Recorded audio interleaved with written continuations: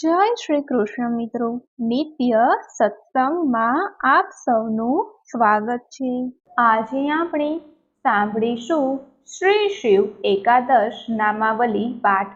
જો આ વિડીયો તમને પસંદ પડી તો લાઈક અને શેર કરી ચેનલને સબસ્ક્રાઇબ જરૂરથી કરજો। ભોળાનાથને રુદ્ર તરીકે પણ ઓળખવામાં આવે છે। શિવજીના 11 રુદ્ર સ્વરૂપોની પૂજા કરવાથી શત્રુઓના ભયથી મુક્તિ મળે છે। ભગવાન રુદ્ર એક જ છે, પરંતુ જગતના કલ્યાણ માટે તેઓ અનેક નામો અને રૂપોમાં અવતાર લે છે। મુખ્યત્વે 11 રુદ્ર છે। વેદોમાં શિવજીને ઘણા નામોથી ઓળખવામાં આવે છે, પરંતુ રુદ્ર નામ તે બધા નામોમાં શ્રેષ્ઠ માનવામાં આવે છે। ઉપનિષદમાં રુદ્રને વિશ્વના સ્વામી અને મહેશ્વર તરીકે વર્ણવવામાં આવ્યા છે।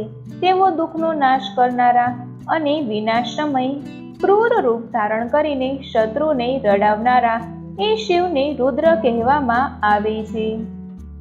આ 11 નામોનો પાઠ કરવાથી શત્રુઓનો ભય દૂર થાય છે, તથા આ 11 નામો ધન અને કીર્તિ આપનાર, મનુષ્યનું આયુષ્ય વધારનાર, સર્વ મનોકામના પૂર્ણ કરનાર, પાપોનો નાશ કરનાર અને અંતમાં સર્વ સુખ અને આનંદ આપનાર છે।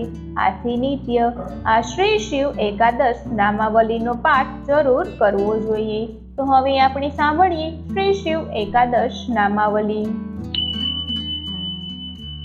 ઓમ અઘોરાય નમઃ, ઓમ પશુપતયે નમઃ, ઓમ શર્વાય નમઃ, ઓમ વિરૂપાક્ષાય નમઃ, ઓમ વિશ્વરૂપિણે નમઃ, ઓમ ત્રંબકાય નમઃ, ઓમ કર્પદીને નમઃ, ઓમ ભૈરવાય નમઃ, ઓમ શૂલપાણયે નમઃ, ઓમ ઈશાનાય નમઃ, ઓમ મહેશ્વરાય નમઃ।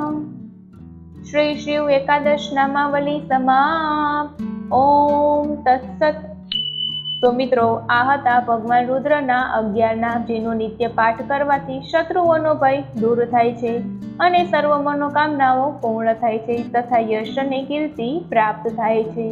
જો આ માહિતી તમને પસંદ પડી હોય તો વિડીયોને લાઈક અને શેર કરી ચેનલને સબસ્ક્રાઇબ જરૂરથી કરજો। જય શ્રી કૃષ્ણ।